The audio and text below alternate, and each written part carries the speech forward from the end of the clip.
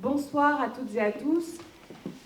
Merci infiniment, Jérémy Yordanov, de cette initiative. Je suis très heureuse d'être dans ta circonscription. Je sais que tu es probablement dans la petite poignée des députés qui aujourd'hui en France sont les plus attachés à faire vivre le sujet de la démocratie comme un sujet en tant que tel.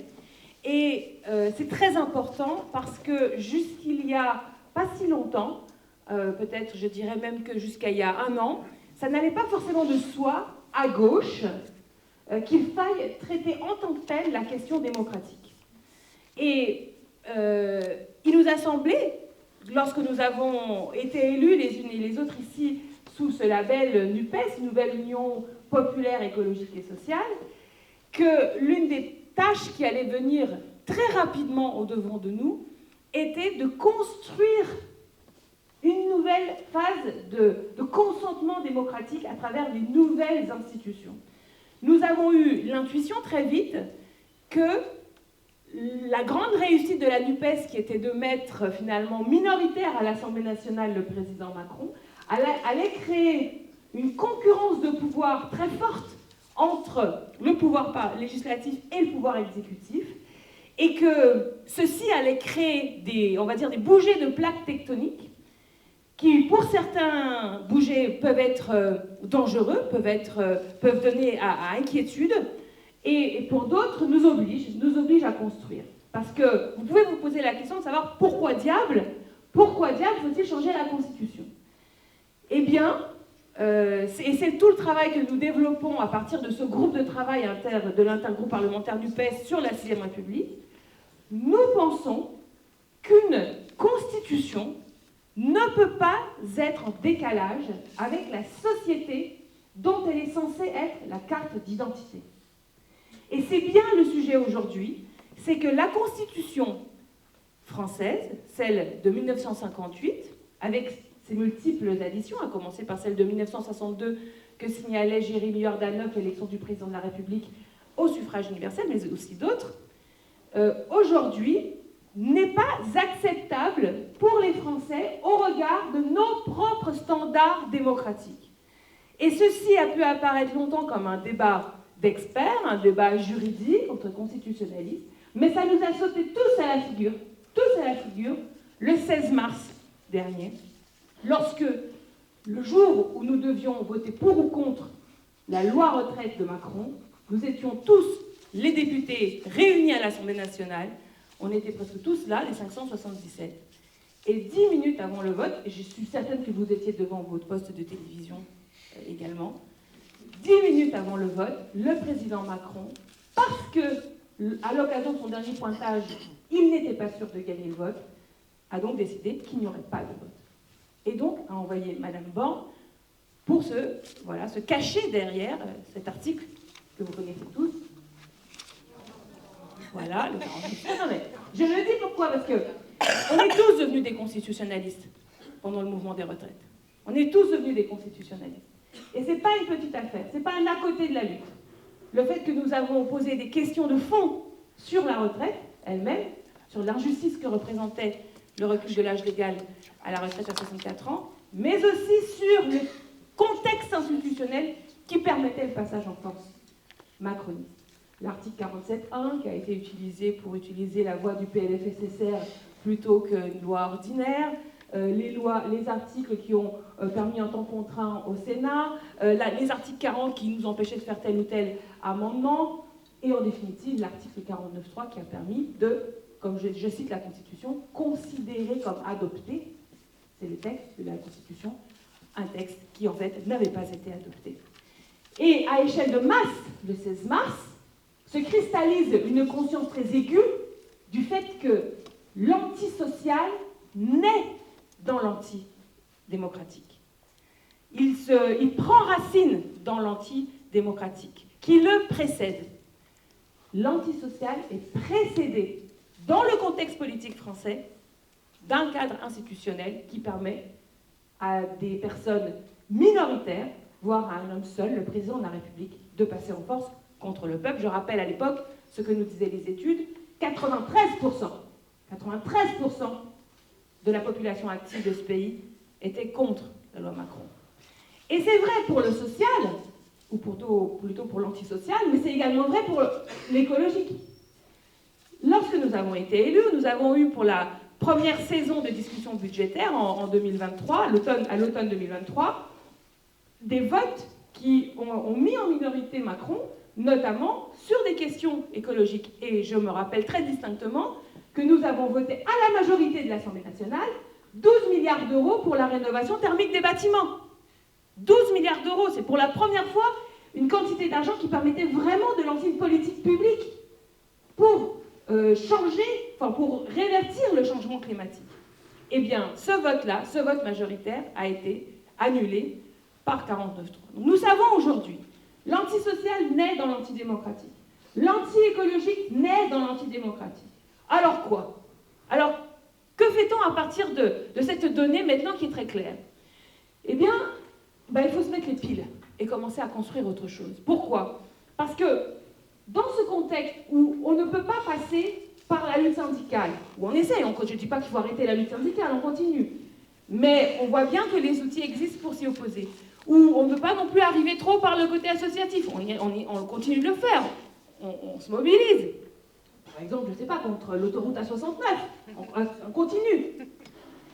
Mais le gouvernement tient bon avec ses figures autoritaires. Eh bien, quand une société n'arrive pas à trouver les modalités pacifiques pour régler les conflits qui sont ceux de la société, les conflits économiques des différents intérêts, les conflits sur justement tous ces comportements qu'il faudrait avoir face au changement climatique, tous ces conflits-là, lorsqu'il n'y a pas de modalités pacifiques de résolution des conflits, alors c'est là que naissent les modalités violentes de résolution des conflits. Et à vrai dire, ce que sécrète la Ve République, c'est précisément ceci, c'est la valorisation de la loi du plus fort. Parce que si vous n'avez pas une modalité pour que les décisions soient prises conformément à la volonté générale, alors l'autre solution pour décider, c'est la loi du plus fort. Et la loi du plus fort, c'est la violence.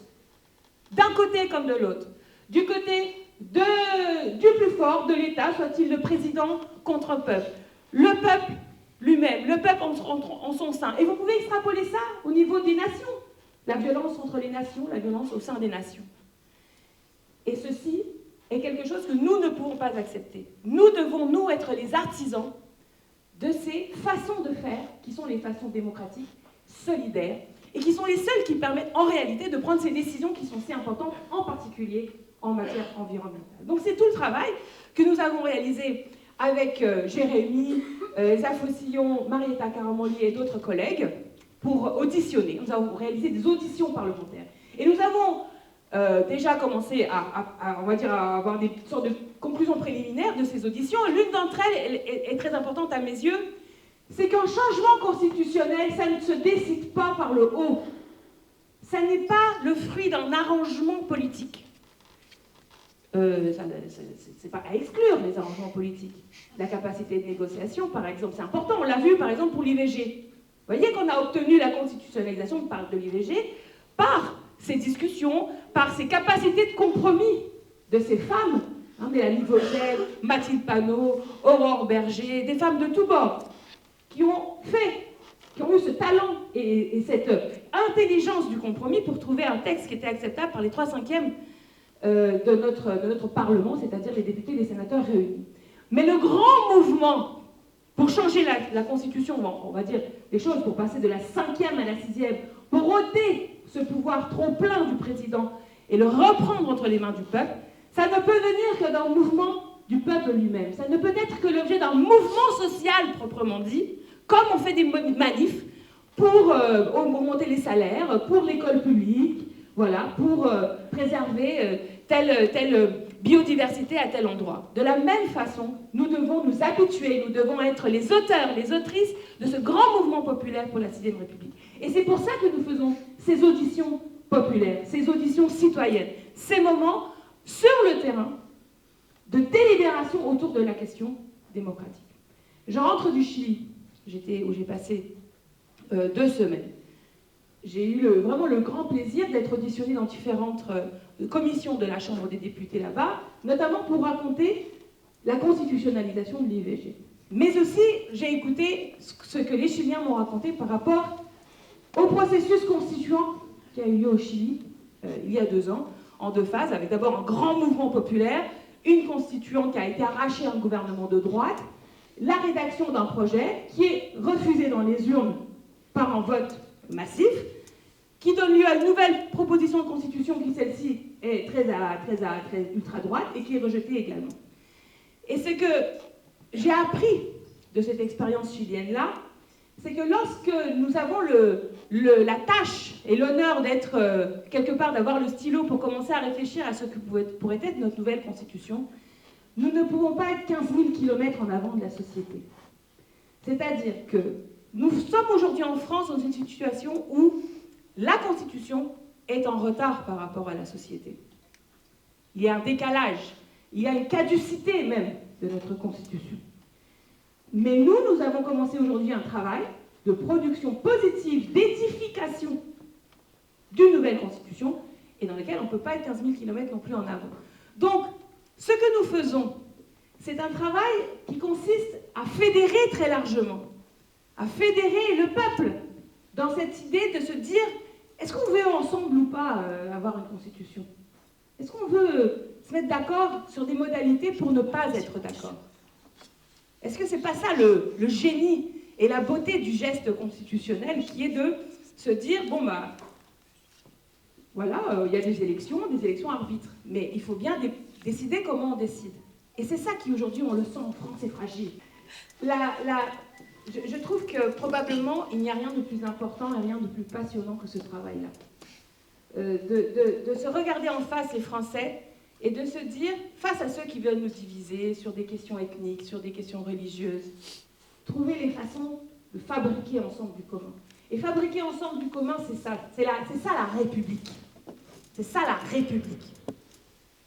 C'est de s'assurer de faire vivre une notion simple, mais qui est fondamentale dans notre histoire, qui est celle de la souveraineté. Qu'est-ce que la souveraineté? On en parle beaucoup de la souveraineté. C'est quoi la souveraineté?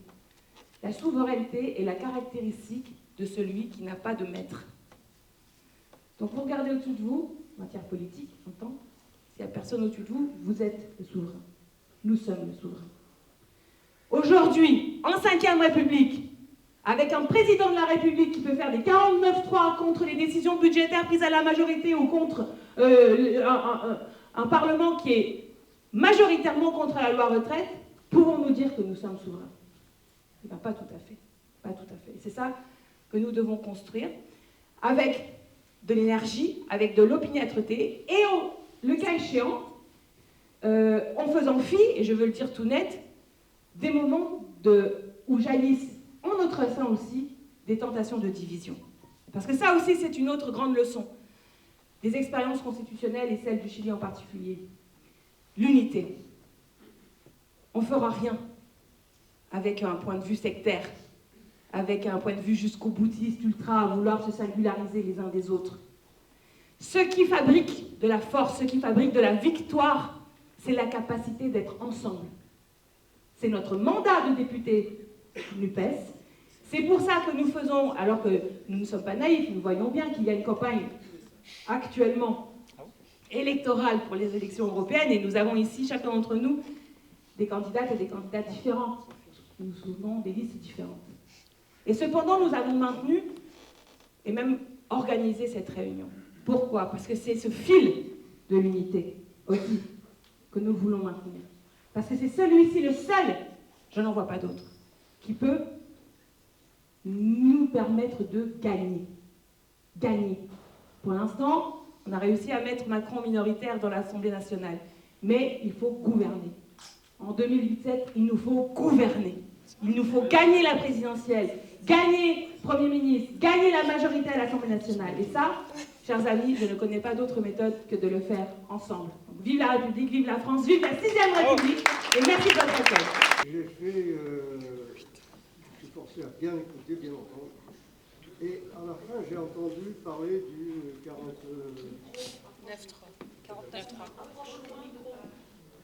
Oui, donc tu as parlé du 49.1 et 3. Voilà. Alors, là-dessus, donc, tu as dit que, bon, tu réfléchis, tu vas voir, et puis il y en a, bon. Alors, moi, je crois que là, il n'y a pas, enfin, c'est pas un ordre, mais j'insiste, il n'y a pas à réfléchir. C'est clair. Les 49 machins, là, c'est la gomme. C'est noté. Et puis je termine donc simplement en faisant donc une remarque, je ne sais pas si elle est vraiment nécessaire, c'est que le pouvoir, il est descendant. Il est descendant. Et moi, quand je suis assis, que je sois assis ou debout, c'est pareil, je suis toujours en bas, à ras, d'accord, et tout se passe au-dessus. Alors, et je ne suis pas le seul, je suis pas le seul. Donc vous seriez bien inspirés tous, là, les uns les autres, à faire en sorte que il faut considérer que le pouvoir descendant, ça va être terminé. C'est-à-dire, à un moment ou à un autre, ce sera terminé. Ça se terminera peut-être de manière dramatique, mais ce sera terminé. Donc avant que ce soit dramatique, pensez que ceux qui sont en bas, d'accord, ont des choses à dire, ont des choses à faire remonter. D'accord, ont des choses à faire remonter. Et on n'a pas de moyens pour les faire remonter. Voilà. On n'a pas de moyens. Alors si vous pouvez me dire là, quel est le moyen que j'ai pour faire remonter, je ne serai pas venu pour rien ce soir. Alors, à vous, monsieur, qui avez préconisé qu'on prenne notre gomme pour effacer de cette Constitution l'article 49 alinéa 3, je vous applaudis, et je suis 100% d'accord avec vous, et c'est la raison pour laquelle je vais voter la proposition de loi constitutionnelle de Jérémy Yordanov. J'avais d'ailleurs moi-même, à la France Insoumise aussi, fait la même proposition, donc nous convergeons toutes et tous là-dessus. Et surtout, ce que je voudrais saluer, monsieur, c'est la méthode. C'est-à-dire, vous êtes là ce soir dans cette réunion avec, même si c'est à titre théorique, symbolique, une gomme.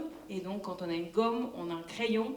Et ce qui est important, et c'était la démonstration à faire ce soir, c'est que nous sommes toutes et tous aussi légitimes et aptes à formuler des opinions en matière constitutionnelle.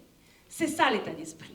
Il faut aborder cette séquence de travaux constitutionnels avec chacun d'entre nous une gomme, un crayon et l'esprit d'ouverture avec le voisin et la voisine pour essayer de produire ensemble ce qui nous ressemble le plus en matière de démocratie, de droits sociaux, de méthodologie pour organiser les comportements face au changement climatique, en matière de philosophie générale sur le droit des femmes, sur le droit à disposer de son corps, sur le droit à l'accès à Internet, enfin bref, toutes ces grandes libertés, tous ces grands droits que souvent à l'occasion de notre histoire longue, nous avons eu l'occasion de proclamer dans des déclarations, dans des chartes.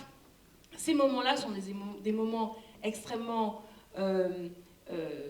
généreux, extrêmement fructifère, et c'est vraiment ça l'idée, je trouve, qui est celle que nous voulions partager avec vous ce soir. C'est l'idée que nous sommes là pour décider, commencer à décider déjà en se formulant un avis, parce que, et je le disais tout à l'heure, parce que nous sommes le souverain, voilà, et parce que la vie politique telle qu'elle est sécrétée par la Ve République semble oublier une notion qui est d'ailleurs inscrite dans la Constitution elle-même, c'est que la politique, ce ne sont pas des élus qui disent quoi faire aux citoyens. La politique, ce sont des citoyens qui disent quoi faire aux gouvernants. C'est celle-ci l'idée force. C'est quand on enlève la souveraineté de la tête du roi en 1789 et qu'on la prend entre les mains du peuple, c'est celle-ci la grande idée révolutionnaire, et qu'il faut retrouver à chaque étape, non pas dans une forme de nostalgie, de c'était mieux avant, c'était plus démocratique à l'époque où il y avait que les hommes qui votaient, ou que c'était censitaire, ou que sais-je. Toujours dans une espèce de projection vers l'avenir où on peut faire mieux, hein, on peut, comme dirait l'autre, et on peut toujours avoir une république qui soit vraiment à l'image de ce qu'on veut construire. Mais je disais que cette histoire de souveraineté, j'insiste souvent sur ce terme, parce que souvent, dans la politique française, on a abordé la souveraineté dans son acception de relations interétatiques. C'est-à-dire, on a abordé la souveraineté en France, notamment par rapport à la question européenne, dans cette idée que être souverain, c'est être souverain par rapport à d'autres États ou par rapport à des structures internationales supranationales. Et du coup, les forces politiques qui étaient très orientées sur cette question de la souveraineté à l'égard, par exemple, de l'Union européenne, semblaient oublier totalement la question de la souveraineté en France. Et vous allez retrouver, par exemple, plutôt à la droite souverainistes en France, des personnes qui vous parlent du soir au matin de souveraineté, mais qui sont 100% d'accord avec la monarchie présidentielle, qui trouvent ça vraiment fantastique que tout le pouvoir soit concentré entre les mains d'un seul homme. Et quand je dis homme, ce n'est pas pour rien, parce que cette idée-là, cette philosophie de la construction, ça a été dit, je crois, par Cyrielle ou par Elsa, elle est viriliste, elle est machiste.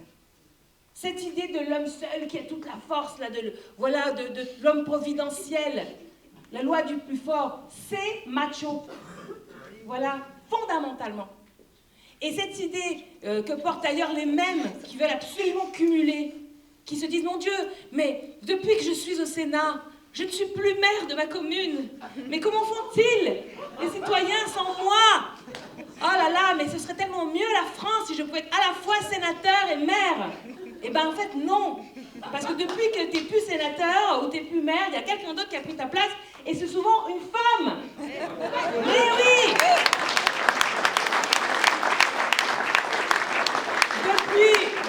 C'est factuel. Depuis la loi de 2014 qui interdit le cumul des mandats entre parlementaires et présidents d'exécutif local, le nombre de députés femmes a fait un bond de 10 points. D'accord? C'est ça la réalité. Et au fond, je vais vous le dire, parce qu'on dit la proposition de loi Horizon. Horizon, c'est Édouard Philippe, d'accord? Édouard Philippe, il est quoi dans la vie? Maire du Havre. Ben voilà. Donc, monsieur va être député et maire du Havre. Et pour ça, il emmerde tous les députés. Et pour ça, il fait passer tous les députés comme des croutards qui veulent absolument tous les pouvoirs. Eh ben non. Nous, on est contents, en fait, de ne faire que ça, députés. C'est le plus beau des mandats. On représente la nation. Voilà, le peuple.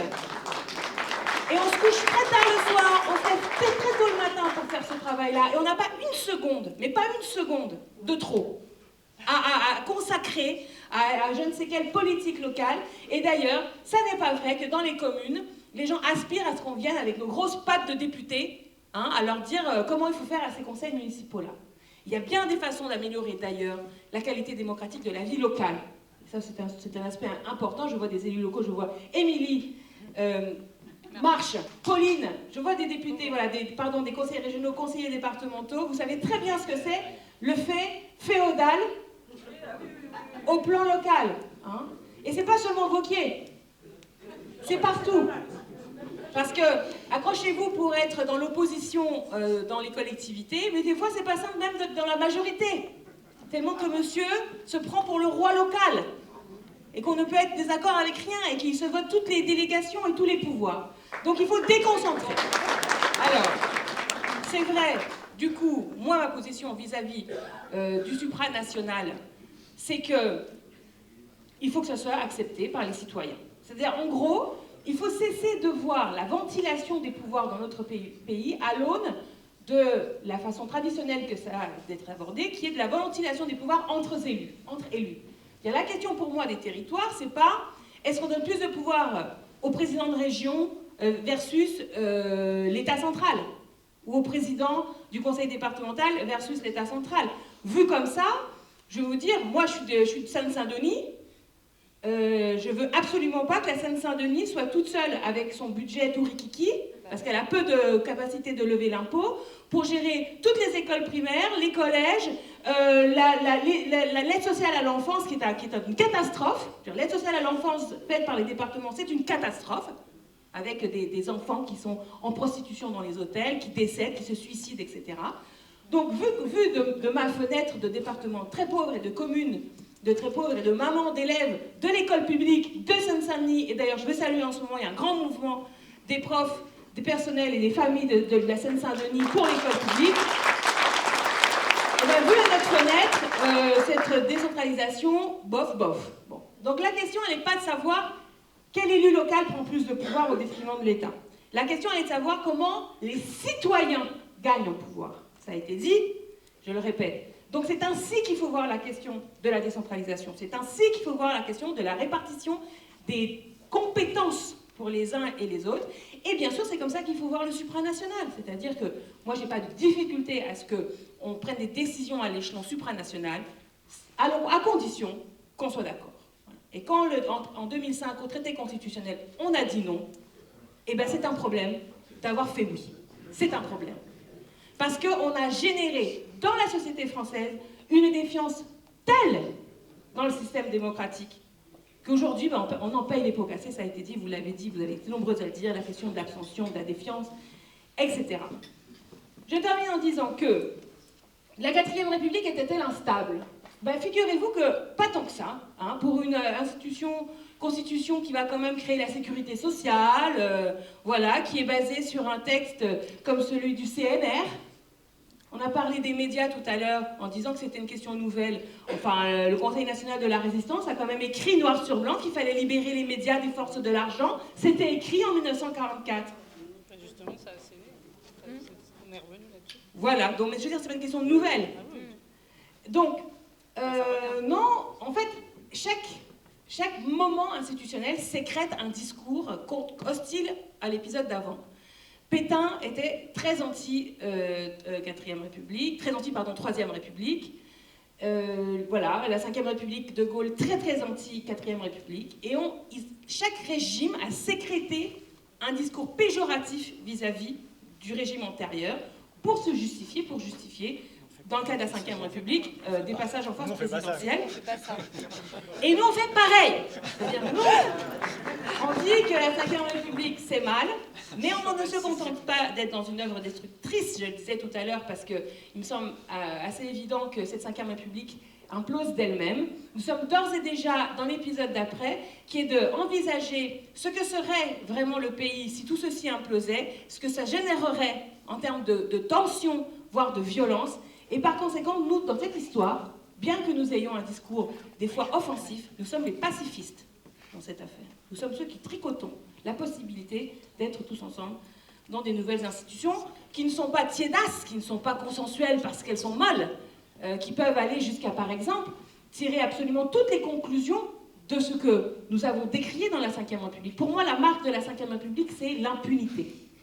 Si je devais donner un label à la 5e République, et je termine, c'est l'impunité. Le président de la République, Jérémy Jordanov l'a dit, est irresponsable au sens constitutionnel du terme. Il fait exactement ce qu'il veut. Et cette attitude de l'impunité rejaillit en cascade sur toute la classe politique. Donc je suis pour que la 6e République, la 7e, je ne sais pas, on verra. Il faudrait d'ailleurs peut-être mettre un délai de péremption. Peut-être qu'il faut que toutes les 30 ans, quoi qu'il arrive, le peuple puisse se refaire une nouvelle constitution. Pourquoi est-ce que les générations d'avant doivent absolument fixer pour des décennies et des décennies et des décennies la règle suprême? Peut-être que dans la 7e ce sera différent, mais dans la 6e, je serais pour qu'on ait le droit de révoquer les élus en cours de mandat. Il faut mettre un peu de responsabilité. Il faut que les votes blancs et les votes nuls puissent aboutir à ce qu'une élection ne soit pas prise en compte. Merci. Merci Raquel.